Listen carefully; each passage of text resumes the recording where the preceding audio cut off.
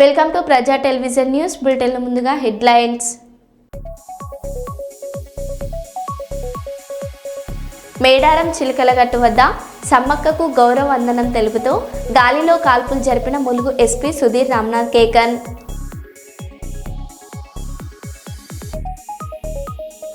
తెలంగాణ మేడారం జాతరలో గందరగోళం, అదుపు తప్పిన క్యూ లైన్లతో ఒక్కసారిగా భక్తుల తోపులాట.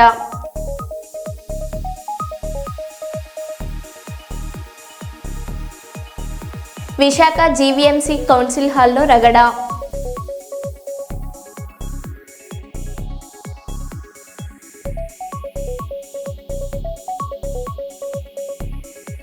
కర్నూలు జిల్లా పోలీస్ డైరీని ఆవిష్కరించిన కర్నూలు ఎస్పీ శ్రీ విక్రాంత్ పాటిల్ ఐపీఎస్.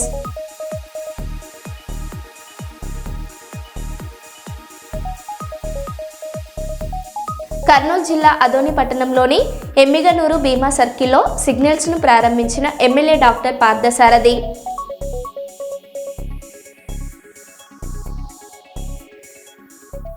ఇక వివరాల్లోకి వెళ్తే, రామగుండం కార్పొరేషన్ ఎన్నికల్లో బీఆర్ఎస్ సత్తా చాటేందుకు యువ నాయకులను రంగంలోకి దింపింది.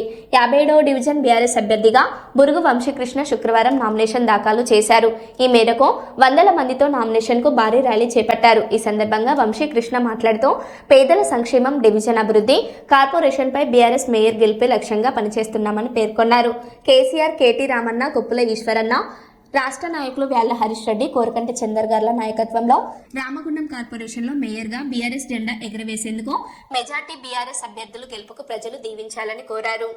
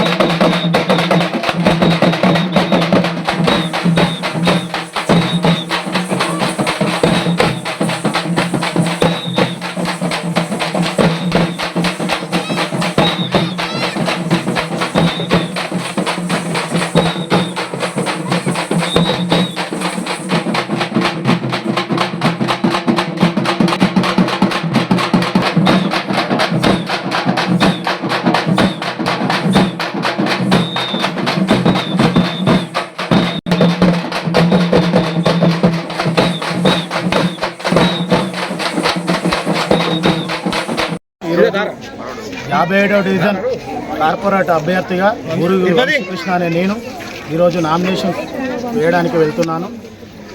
నా 57వ డివిజన్ ప్రజల సమస్యలు ప్రతి ఒక్కటి తెలిసిన వాడిగా నా 57వ డివిజన్ సమస్యలను తీర్చడానికై మన బీఆర్ఎస్ పార్టీ అభ్యర్థిగా నామినేషన్ వేయడానికి నా పార్టీ తరఫున నేను ఈరోజు నా డివిజన్ ప్రజల ఆశీర్వాదంతో ఈరోజు నేను నామినేషన్ వేస్తున్నాను. నా డివిజన్ ప్రజలందరూ నన్ను ఆశీర్వదించాల్సిందిగా కోరుచున్నాను. నా డివిజన్లో 57వ డివిజన్లో అనేక సంవత్సరాలుగా అనేక సమస్యలు మా ప్రజలు అనేక రకాలుగా ఇబ్బంది పడుతున్నారు. వారి ప్రతి సమస్యను తీర్చడానికి నేను ఈరోజు మీ ముందుకు వచ్చినాను. నన్ను అందరూ ఆశీర్వదించాల్సిందిగా కోరుచున్నాను.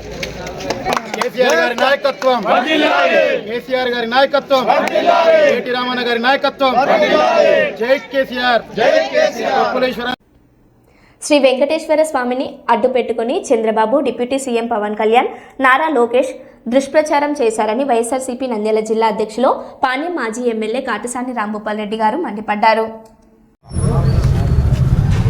ఏదైతే తెలుగుదేశం నాయకులు ఈ రాష్ట్ర ముఖ్యమంత్రి చంద్రబాబు నాయుడు గారు అయితేనేమి, పవన్ కళ్యాణ్ అయితేనేమి, తెలుగుదేశం నాయకులు అయితే తిరుమల తిరుపతి దేవస్థానం లడ్డు మీద దీంట్లో వైఎస్ఆర్సీపీ గవర్నమెంట్లో జంతు కొవ్వు కలిసింది అది ఇది అని చెప్పి చాలా ప్రాపగండ చేసి ఇంకొక అడుగు ముందుకేసి పవన్ కళ్యాణ్ సనాతన ధర్మం అని చెప్పి మెట్లంతా కడిగిన పరిస్థితి. ఈరోజు సిట్టు మొత్తం దీంట్లో ఎటువంటి జంతు కొవ్వు కలచలేదు అని ఇచ్చిన తర్వాత వీళ్ళను తెలుగుదేశం నాయకులను ఏం మాట్లాడాలి? వాళ్ళు మళ్ళా ఈ మీటింగ్ పెట్టి మళ్ళీ చెప్పడం జరుగుతుంది ఆనన్న దేవాలయాల కానీ ఈడ కానీ. మేము లడ్డు కల్తీ జరిగిందని చెప్తున్నాము, వాళ్ళు ఏదో వైఎస్ఆర్సీపీ నాయకులు వాళ్ళు ఏం లేదు అది ఇదని చెప్తారంటే మీరు మాట్లాడింది ముందు చెప్పండి. కొవ్వు కలిసిందని మీరే హిందూయిజాన్ని, హిందువుల యొక్క మనోభావాన్ని దెబ్బతీసే విధంగా ఎంతో పవర్ఫుల్ దేవుడైన వెంకటేశ్వర స్వామి అంటే ప్రపంచంలో కూడా అందరూ వచ్చి ఆడికి టెంపుల్కి వచ్చే పరిస్థితి ఉంటే అటువంటి దేవుని ప్రసాదం మీద కేవలం రాజకీయ లబ్ధి కోసం మీరు ఇచ్చిన వాగ్దానాలను నిలబెట్టలేక సూపర్ సిక్స్లు మీ చేత కాక కేవలం ఓట్ల కోసం ప్రజలను మోసం చేసి ఈరోజు ఏ విధంగా ప్రజలను మైండ్ డైవర్ట్ చేయాలి, జగన్మోహన్ రెడ్డికి చేస్తున్న ఆదరణను ఏ విధంగా తిప్పికొట్టాలా, ఈ విధంగా లేనిపోని అబద్ధాలు కానీ లేకుండా అబాండాలు వేస్తే ప్రజలను మైండ్ డైవర్ట్ చేయని ఆలోచన చేసేలా తెలుగుదేశం నాయకులు ఈరోజు చేయడం జరుగుతుంది. తెలుగుదేశం నాయకులు ఒకటే విజ్ఞప్తి చేస్తున్నాను, మీరు మాట్లాడే ఫస్ట్ ఏంది కొవ్వు కలిసిందని చెప్పినారు, అది లేదు. ఇప్పుడు మిమ్మల్ని ఏం చేయాలో ముందు చెప్పండి. మీ సనాతన ధర్మాన్ని గురించి మాట్లాడే పవన్ కళ్యాణ్ ఏం చేయాలి ముందు? అందరికంటే నువ్వు మెట్లు కరగడం కాదు, నీ ముందు నీ ఆత్మను శుద్ధి చేసుకో, ముందు నీ నోరును శుద్ధి చేసుకో. అబద్ధాలు చెప్పకుండా ఏదో కూటమి ప్రభుత్వంలో ఉన్నామని చంద్రబాబు నాయుడు మాట్లాడేదానికి నువ్వు ఒత్తాసు పలికిండే పరిస్థితులు కాకుండా ఒక రాజకీయ నాయకుడిగా సినిమా డైలాగులు చెప్పడం మానేసి ఉండే ముజఫర్ నగర్లో ఉండే ఆ ల్యాండ్ కూడా ఒక బోర్డు ల్యాండే, అది నాకు రాసిస్తారని చెప్పమని చెప్పండి. నేను కబ్జాదారునే, నాకు రాసియండి. ఎందుకు ఊరికే ఎలక్షన్లలో ఎట్లా డబ్బులు కొద్దిగా నష్టపోయినాం, అది ఏమైనా స్థలం ఇస్తారు అంత కొద్దిగా రికవర్ అయినా అవుతాం, మాకేం అభ్యంతరం లేదు. మీకు ఒకటే విజ్ఞప్తి చేస్తున్నా, మీరు మాట్లాడే మాటలు మీరు చాలా నిజాయితీవంతులై మీరు ఎవ్వరి గురించి మేము చాలా నీతివంతులము మేము ఏం చేయలేము అనే పరిస్థితులు అయితే ఒకరిని విమర్శించండి తప్ప ఈరోజు మీ పరిస్థితి ఏంటి? లడ్డు మీదనే మీ పరిస్థితి ఏందో తెలుగుదేశం నాయకుల పరిస్థితి తెలిపోయింది. ఇంకా మీరు మాట్లాడకుండా మీరు చాలా జాగ్రత్త ఉండడం అనేది మాత్రం నేను విజ్ఞప్తి చేస్తాను.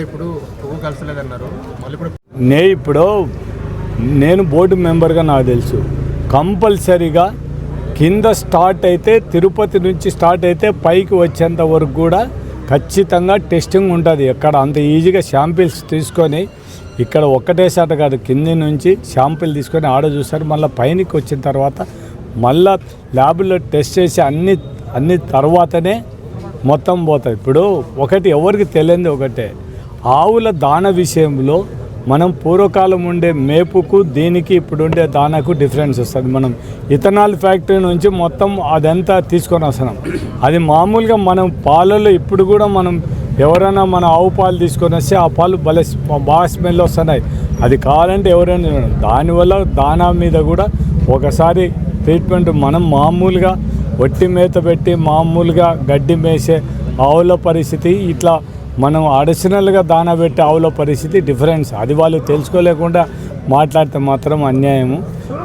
మీరు అప్పుడు ఆవు మొత్తం కొవ్వు కలిసింది జంతువుల కొవ్వు, మళ్ళీ అంతలోకి ఎట్లా మారిపోతుంది అంటే మీరు మాట్లాడేది కరెక్ట్, ఇంకొకరు మాట్లాడేది కరెక్ట్గా మీ మళ్ళీ ఎందుకు చెప్పినారు? లాస్ట్ హిందువుల మనోభావాన్ని దెబ్బతినే విధంగా ఈరోజు హిందువులందరూ కూడా అమితమైన భక్తిని వెంకటేశ్వర స్వామి మీదనే మీరు ప్రాపగండ చేశారు కొవ్వు కలిసిందని. ఇప్పుడు ఎవరైనా కూడా హిందువులంతా కూడా దేవుని దగ్గర ఆ కొవ్వు కలిసిందంటే ఎంత ఫీల్ అవుతారో ఒకసారి ఆలోచించండి. ఇప్పుడు మీరు మాట్లాడేది ఏ మాటలు మాట్లాడేది తెలుస్తుంది అనుకుంటే మాత్రం ఖచ్చితంగా వెంకటేశ్వర స్వామి మీకోసం రెడీగా చూపెట్టుకొని ఉన్నాడు. అది ఆ పాయచితం ఖచ్చితంగా జరుగుతుంది ఏదో ఒక రోజు. అది దానికి మాత్రం వాళ్ళు రెడీగా ఉండాలి అనేది. వనదేవతల జాతరగా ప్రసిద్ధిగాంచిన మేడారం సమ్మక్క సార్లమ్మ జాతర మినీ మేడారంగా పిలువబడే గోదావరి బ్రిడ్జ్ వద్ద కొనసాగుతున్న జాతరలో బుధవారం రాత్రి సార్లమ్మ గద్దెకు రాగా గురువారం రాత్రి భక్తుల కోలాహలం, మేడారం నుండి వచ్చిన కోయ పూజార్ల పూజా కార్యక్రమాలతో జనగామ గ్రామ పులిమేరలో ఉన్న సమ్మక్కను కట్టుదిట్టమైన పోలీసు బందోబస్తు నడుమ చుట్టూ రోపులను వేసి గద్దెల ప్రాంగణానికి తీసుకుని వచ్చారు. గోదావరికని ఏసీపీ మడత రమేష్, గోదావరికని 1 టౌన్ 2 టౌన్ సిఐలు ఇంద్రసేనారెడ్డి, ప్రసాదరావుల పర్యవేక్షణలో సమ్మక్క తల్లిని గద్దెపైకి తీసుకురాగా కోయ పూజారులు, జాతర కార్యనిర్వాహక అధికారి కాంతారెడ్డి, జాతర కమిటీ అధ్యక్షులు పిన్నింటి శ్రీనివాసరెడ్డి సమక్షంలో పూజలను నిర్వహించి సమ్మక్కను గద్దెపై కొలువు తీర్చారు. సమ్మక్క తల్లి రాకతో జాతర ప్రాంగణం జనసంద్రమైంది. భక్తులు సమ్మక్క సార్లమ్మ తల్లులకు మొక్కులను పెట్టుకోవడానికి తండోపతండాలుగా తరలివచ్చి క్యూలైన్ ద్వారా ఆ తల్లుల గద్దెలను దర్శించుకొని మొక్కులను సమర్పించుకున్నారు.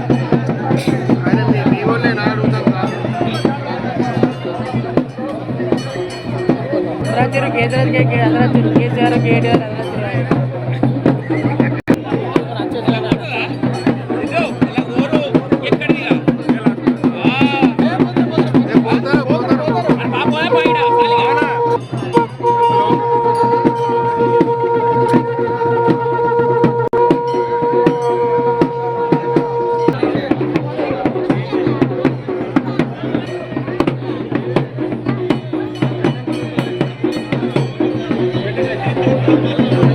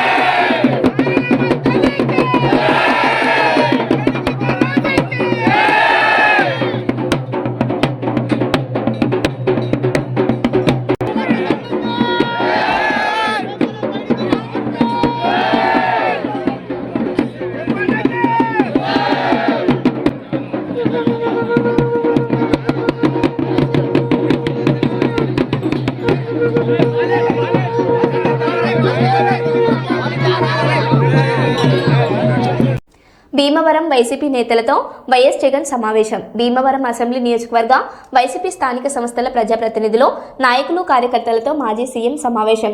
హాజరైన భీమవరం వైసీపీ ఇన్ఛార్జ్ చినమిల్లి వెంకట్రాయుడు, పలువురు నాయకులు.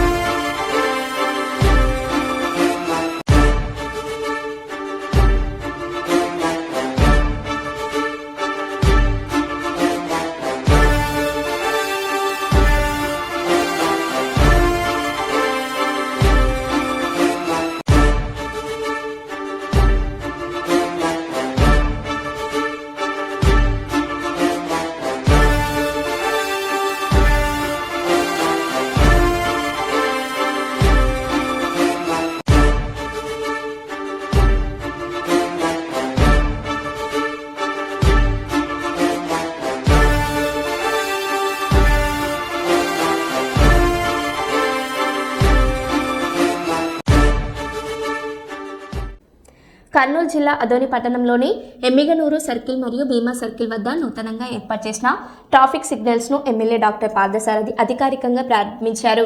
39 లక్షల వ్యయంతో ట్రాఫిక్ నియంత్రణను పటిష్టం చేసే లక్ష్యంతో ఈ సిగ్నల్స్ ను ఏర్పాటు చేసినట్లు తెలిపారు.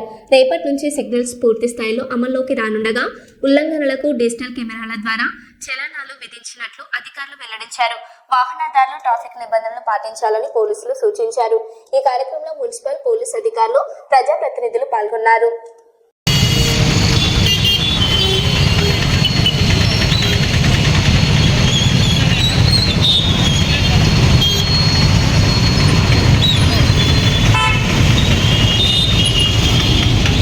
నువ్వు అంతకుముందు మీరు చేస్తున్నా నా పరిస్థితి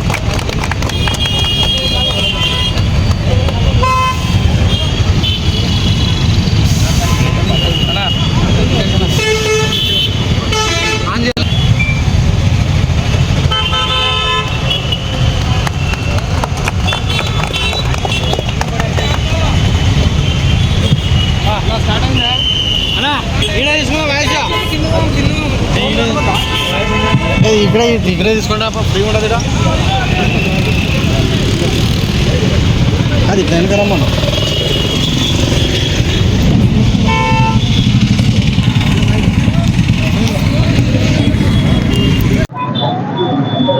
అందరికి నమస్కారం.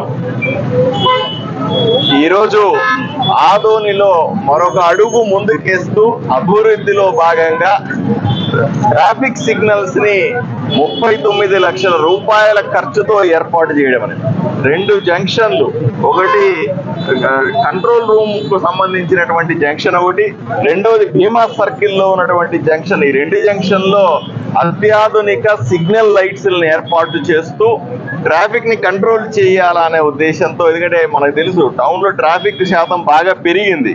దీన్ని కంట్రోల్ చేయడం పోలీసుల వల్ల కూడా కష్టంగానే ఉంది. సిగ్నల్స్ వ్యవస్థ లేకుండా వీళ్ళని క్రమశిక్షణలో పెట్టడం సాధ్యం కాదు అన్న ఉద్దేశంతో ట్రాఫిక్ సిగ్నల్స్ ని ఇక్కడ ఏర్పాటు చేయడం జరిగింది. దీంట్లో ప్రత్యేకత కూడా ఉంది, ప్రజలు కూడా తెలుసుకోవాలి. దీంట్లో అత్యాధునిక టెక్నాలజీ కెమెరాలు వాడటం వల్ల మామూలుగా ఎవరన్నా ట్రాఫిక్ లో సిగ్నల్స్ జంప్ చేసినా, లేదా ఒక రోడ్లో వెళ్ళాల్సి ఇంకో రోడ్లోకి వెళ్ళినా, లేదా ట్రాఫిక్ నిబంధనలు పాటించకపోయినా ఆటోమేటిక్ గా చలాన్ జనరేట్ అయిపోతుంది. మామూలుగా ఏంటి, పోలీసు ఆపుతాడు, ఆపిన తర్వాత చలాన్ రాస్తాడు. దీంట్లో అట్లాంటిది ఏమీ లేదు. ఆటోమేటిక్ గా పోలీసులకు సంబంధించినటువంటి ఏదైతే చలాన్ రాయాల్సిందో అదే చలాన్ జనరేట్ చేసుకొని విజయవాడకు పంపించేస్తుంది, మన కాపీ మాత్రమే ఇస్తుంది. కాబట్టి ఇంతకు ముందున్నట్టుగా ఎటువంటి ఇబ్బందులు ఉండవు, సాఫీగా జరిగిపోతుంది. ప్రజలకు కూడా నేను విజ్ఞప్తి చేస్తా ఉన్నా, క్రమశిక్షణ పాటించండి. క్రమశిక్షణ పాటించకపోతే వేసే చలాన్లకి ఆటోమేటిక్ జనరేట్ అవుతాయి. కాబట్టి ఎవరి ప్రమేయము ఉండదు అన్న విషయాన్ని వాళ్లకు తెలియజేస్తా ఉన్నాను. రెండవది, ట్రాఫిక్ మరింతగా పెరిగిన సందర్భంలో ఇప్పుడు బైపాస్ రోడ్డును కూడా ఓపెన్ చేశాం. అక్కడ కూడా ట్రాఫిక్ పోతా ఉంది.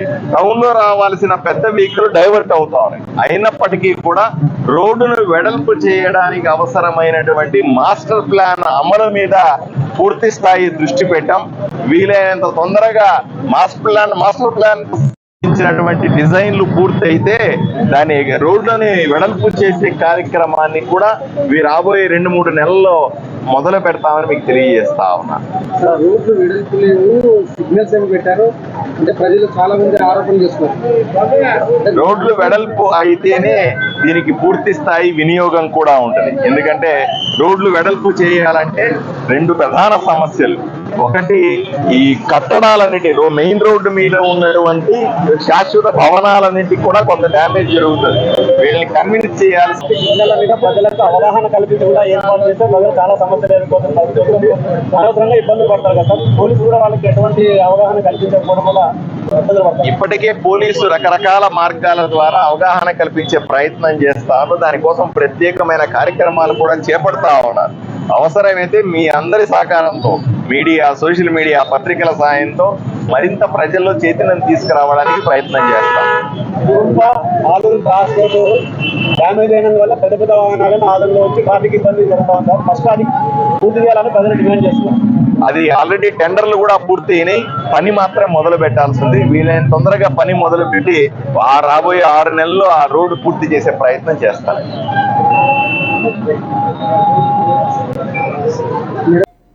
తెలంగాణ భవన్లో నిర్వహించిన మీడియా సమావేశంలో మాజీ మంత్రి హరీష్ రావు కామెంట్స్. ఆంధ్రప్రదేశ్ ప్రభుత్వము నల్లమల్ల సాగర్ డిపిఆర్ తయారీ ప్రక్రియను వెంటనే ఆపాలి. First condition. రెండవ కండిషన్ ఏంది? కేంద్ర ప్రభుత్వం సెంట్రల్ వాటర్ కమిషన్ లో నల్లమల్ల సాగర్ అనుమతుల ప్రక్రియను తక్షణమే ఆపాలి. ఈ 2 కండిషన్లు మీరు ఒప్పుకుంటేనే ఢిల్లీలో మీటింగ్ కు వస్తాము అని రాహుల్ బొజ్జా గారు, మన రాష్ట్ర ప్రభుత్వం ఈ ఉత్తరం రాసింది. నౌ మై క్వశ్చన్, ఈ 2 కండిషన్లు ఒప్పుకున్నారా? కేంద్ర ప్రభుత్వం మీకేమైనా మేము సిడబ్ల్యూసీలో అనుమతుల ప్రక్రియ ఆపాము అని లెటర్ రాసిందా? మీకేమైనా చెవులో చెప్పిందా? ఆ కాగితం బయట పెట్టండి. నంబర్ 2, ఆంధ్రప్రదేశ్ మేము Nallamala Sagar pre feasibility report తయారీ ప్రక్రియను ఆపేసినము అని ఆంధ్రప్రదేశ్ మీకు ఏమైనా హామీ ఇచ్చిందా? కమాన్ బయట పెట్టండి. మరి ఈ 2 జరగకుండా ఇలా మీటింగ్కి ఎందుకు పోతున్నారు? ఈ 2 జరగకపోతే మీరు మీటింగ్ ఎందుకు పోతున్నారు? అంటే తెలంగాణ నీళ్లను ఆంధ్రాకు ధారా దత్తం చేయడానికి పోతున్నారా? రేవంత్ రెడ్డి గురు దక్షిణలో భాగంగా పోతున్నారా? తెలంగాణకు మరణ శాసనం రాయాలనుకుంటున్నారా? ఇది తెలంగాణ తెచ్చిన పార్టీ, తెలంగాణ కోసం పోరాడిన పార్టీ, తెలంగాణ హక్కులకు అన్యాయం జరుగుతుంటే ఒక్క క్షణం కూడా ఊరుకోని పార్టీ. ఊరుకోం గాక ఊరుకోం. We are the fighters. ఎన్నో త్యాగాల పునాదుల మీద తెలంగాణ తెచ్చినాం. ప్రజలు నీకు అధికారం ఇచ్చింది గోదావరి నీళ్లను ఆంధ్రాకు దారాదత్తం చేయడానికి కాదు మిస్టర్ రేవంత్ రెడ్డి. నాకు ఉత్తమ్ కుమార్ రెడ్డి గారు ఎందుకు మౌనం వహిస్తున్నారో నాకు అర్థమైతలేదు. రేవంత్ రెడ్డికి గురుదక్షిణ ఉండొచ్చు, నువ్వెందుకు మౌనంగా ఉంటున్నావు ఉత్తమ్ కుమార్ రెడ్డి గారు? ఈ ఉత్తరం నీ సెక్రటరీ నువ్వు రాసిందే కదా, నీ అప్రూవల్తోనే ఈ ఉత్తరం పోయింది కదా. మరి ఈ ఉత్తరం రాసిన నువ్వు ఎటువంటి హామీ లేకుండా, కేంద్రం నుంచి, ఆంధ్రప్రదేశ్ నుంచి హామీ లేకుండా ఎందుకు పరిగెత్తి ఢిల్లీ మీటింగ్ లో పాల్గొంటున్నారు? మేము ఒకటే సూటిగా డిమాండ్ చేస్తున్నాం. ఇవాళ నువ్వు చంద్రబాబుతో దోస్తీ కట్టి తెలంగాణకు తీరని అన్యాయం చేసేందుకు సిద్ధమైతే రేవంత్ రెడ్డి మేం చూస్తూ ఊరుకోము. తెలంగాణ నీటి హక్కులను కాలరాయడానికి ఆంధ్రప్రదేశ్ ఒత్తిడితో కేంద్ర ప్రభుత్వం నిర్వహిస్తున్న ఈ రోజు ఢిల్లీలో జరగనున్న సమావేశాన్ని బైకాట్ చేయాలని బీఆర్ఎస్ పార్టీ డిమాండ్ చేస్తుంది. మేడారం మహాజాతరలో భక్తులకు విస్తృత సేవలు కొనసాగుతున్నాయి. ఎస్బీఐ ఆధ్వర్యంలో డిజిటల్ బ్యాంకింగ్ ప్రయోజనాలు, సైబర్ మోసాలపై కళారూపాల ద్వారా అవగాహన కల్పిస్తున్నారు. మరోవైపు ఎన్ఎస్ఎస్, లయన్స్ క్లబ్, వాసవి సేవా సంస్థ, రెడ్ క్రాస్ వంటి స్వచ్ఛంద సంస్థలు త్రాగునీరు, ఆహారం, మాస్కులు పంపిణీ చేస్తున్నారు. అతిథుల కోసం టెంటు సిటీ ప్రత్యేక ఆకర్షణగా నిలుస్తుండగా భక్తుల రద్దీని దృష్టిలో పెట్టుకుని అధికారులు అన్ని ఏర్పాట్లు పూర్తి చేశారు. అవును, మరి అలాంటప్పుడు ఎలాంటి చర్యలు తీసుకోవాలమ్మా? మరి నిజానికి పోలీసు వారు డిజిటల్ అరెస్టులు చేయరు, ఆన్లైన్ లో దర్యాప్తులు కూడా చేయరు. మన భారత చట్టంలో డిజిటల్ అరెస్టులు అనేవి లేవు, ఆన్లైన్ లో దర్యాప్తులు కూడా లేవు. అలానే మీ సిఐఎస్ఏ అకౌంట్ నంబర్, కార్డు నంబర్ మిమ్మల్ని నేరస్తులని చెప్పి ఆన్లైన్ లో దర్యాప్తులు చేస్తూ ఉంటారు. అంటే మీ మొబైల్ ఫోన్లకి ఫోన్లు చేసి మేమే పోలీస్ స్టేషన్ నుంచి ఫోన్ చేస్తున్నాము, మీ మీద కేసు పెంచాలని చెప్పి సైబర్ నేరగాళ్ళు మీ మొబైల్ ఫోన్లకు ఫోన్లు చేసి మిమ్మల్ని బెదిరిస్తూ ఉంటారు. అవును, మరి అలాంటప్పుడు ఎలాంటి చర్యలు తీసుకోవాలమ్మా? మరి నిజానికి పోలీసు వారు డిజిటల్ అరెస్టులు చేయరు, ఆన్లైన్ లో దర్యాప్తులు కూడా చేయరు. మన భారత చట్టంలో డిజిటల్ అరెస్టులు అనేవి లేవు, ఆన్లైన్ లో దర్యాప్తులు కూడా లేవు. అలానే మీ సిఐఎస్ఏ అకౌంట్ నంబర్, కార్డు నంబర్. మరో బులెటిన్లో మళ్ళీ కలుద్దాం. Stay tune.